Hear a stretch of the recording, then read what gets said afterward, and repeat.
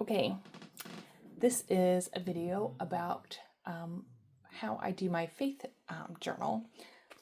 This is the size, this is a half classic size from Happy Planner. So it's basically like half of a B5. And I have used this probably 3 or 4 years. And as I've mentioned many times in many of the videos I've made, I am not a fan of a horizontal layout. It does not work for me. But it kind of works in this situation for my faith planning. And so that is kind of the one exception because it is a little bit more like a journal, which is, I think, what people like about horizontal. This is from 2020. These are academic years. So this is 23-24. And so starting in July. And the layout on here, I was using this to track kind of mental health or mood stuff here. And then here was kind of where I was tracking what I was reading, what I was studying each day. And then I would have a section to kind of write out my prayers here. And I started using this for prayer requests. I don't know if I can find one that has it. Okay, here we go. Writing down prayer requests there, so I would have a place to see that as I was praying and writing things out. So I was pretty faithful with this, trying to really get in the habit of daily worship time, and so this worked pretty well for me. I didn't take it anywhere. It just sat with my Bible on the the coffee table in the living room. And the other nice thing with it being this journal was I could pop in notes. So like sermon notes or whatever, I could just put them into the week that they were at. I kind of glued in these. We were doing like a 10 days of prayer. Yeah. So different things in there, little prompts for the day. So this, overall worked pretty well. But in June, I took over being a youth teacher for our Sabbath school, and so I decided that rather than carry this and a notebook for that class, that I was going to use a classic size. So for the next year, that is what I did.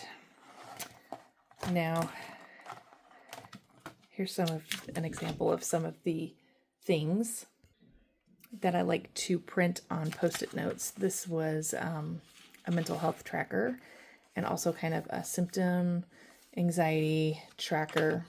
And having it here, I'm pretty consistent about having worship, and so that was a good time to kind of like check in for the day. So here's an example. Now, this is a very different yearly spread than the half size did. So instead of having a list on the side, I just started putting these cute little stickers that I found at Ollie's for like $2.99 or $1.99 a set. Put those there to show like the chapter I was reading and the different things I was doing for my worship. And then this is a dashboard layout for the classic Happy Planner size, which is again about a B5 size.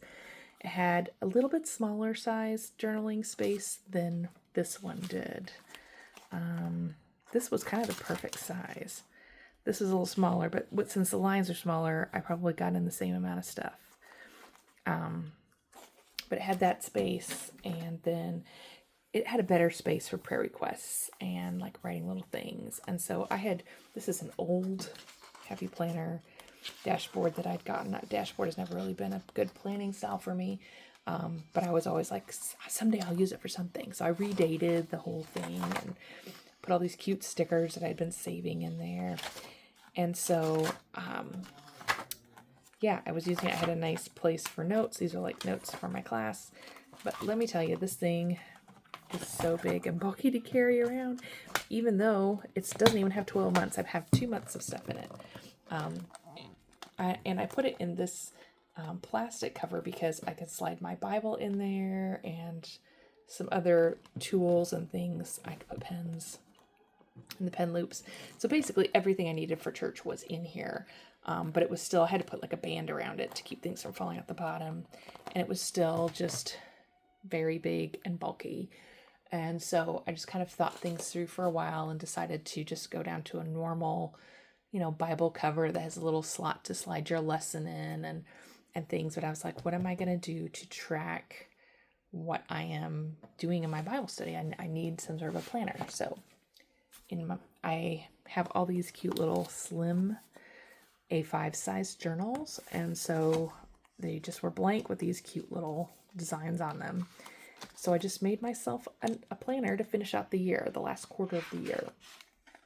So that is what I've been using, and same idea as the other one, this layout. Then I had a place for prayer requests. I had places to write out prayers, and I was able to do this little Dutch door thing. I gave myself a place to take notes if I wanted to, like sermon notes or notes for teaching my my Sabbath school class. And if I didn't use it, I put stickers there, but I had the space for it. I kind of ran out of space, so now that I've gotten to November, I don't have quite as much space because I was halfway through the month when I started through the book when I started the November spread. So I had to kind of pare down a little bit. So I've got these extra pages that I'm going to probably tape in so that they are going to fit. But one of the things I started doing was kind of printing off pictures of people that were needing prayer. So it was an instant reminder rather than reading a list. I mean, I keep a list too, but our church does like an all call. And so they'll call out and say, pray for so-and-so. This is what they're going through. And so I can go to my directory, print their picture real quick and stick it in here. So when I'm going through it in the morning, I'm remembering those people. So that's what I have through the year. But I was like, okay, do I want to keep making these like one per quarter, or how do I want to do that? And I really kind of wanted to go into a Hobonichi. I wasn't sure which one would work best for me. And so I kind of thought, well, maybe this is my opportunity to try the A6 size because it's always been way too small. So as I went to order it, I was like, oh, I didn't realize that you could get it in an AVEC, which is where it's 6 months at a time. So that is what I did because of bulk. It is thin and it won't take up as much space in my Bible. And I don't mind it only having 6 months because it's not a planner that I'm taking to the doctor, making appointments with. It's just, at church things don't usually go out that far ahead. So I've got this ready for 2025. And I tried to keep a lot of things the same. Now they have all the months in the beginning. So I will, I have these little check off things. I don't know if I'll use this, but I've got it there to kind of check off what I'm doing, like a habit tracker. And I've been doing some verse mapping for my Bible study, and so here's kind of my criteria, what I go through for the verse mapping. And I found some other things I might tape in there too, but anyway, we'll see if I use that set of it. It goes, the planner stops here, but you still have all of these other places for like, I guess, future logging or whatever. It's not as useful in here. Okay, we don't need December, but okay, I've got it set up so I've got a place to write down, what I'm studying. In those little categories, I kind of have it figured out what those mean in those sections. So then I was trying to figure out how am I going to do the daily pages. It doesn't have weekly. And I kind of toyed with some different ideas, like maybe I'll have like one day, like, Saturday I'm at church, so I'll probably write my prayer request down on Saturday.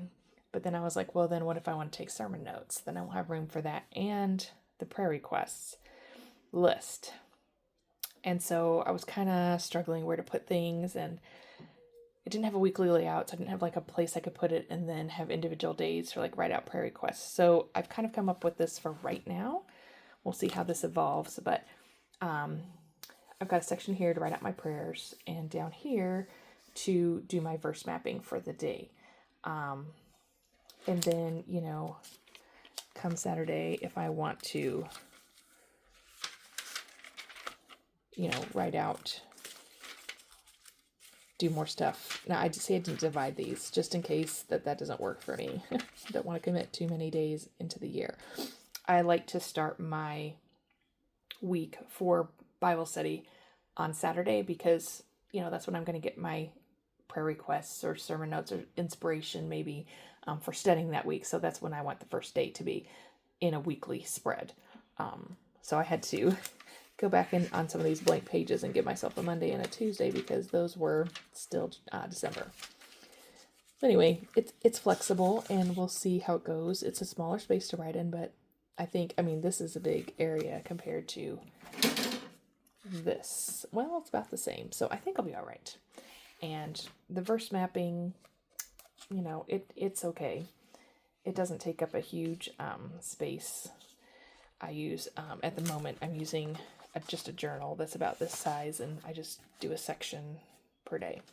So we'll see how that goes, but I was still like, what am I going to do about prayer requests? And then I remembered that Hobonichi does sell a supplemental weekly. Now, why they made it tinier than A5, I'll never know. It's not a recognizable size, but it's pretty close. So this is where I'm going to put prayer requests. I don't know that I'll necessarily stick to a weekly format, but I've got one page to put in all the week's stuff. And I can stick those pictures in there where I need them.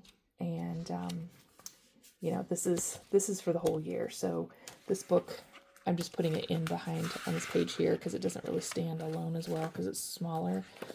So when this book is done and we start this one, just pop that in and the other one will stay behind it, and I'll have all those for the whole year.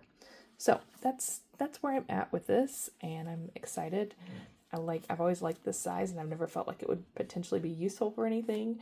In another video, I showed this Wonderland 222 irregular journal that I got for $8, and I just couldn't. It was too small. I was using it thinking maybe I can journal a little sentence here or there or just something, and it just didn't really quite work for me. Plus, it was kind of thick and bulky. These are thinner. Yeah, these are significantly thinner than that because it's just half a year. So ultimately, this was a good tool to learn and grow from, but not what I decided to commit to.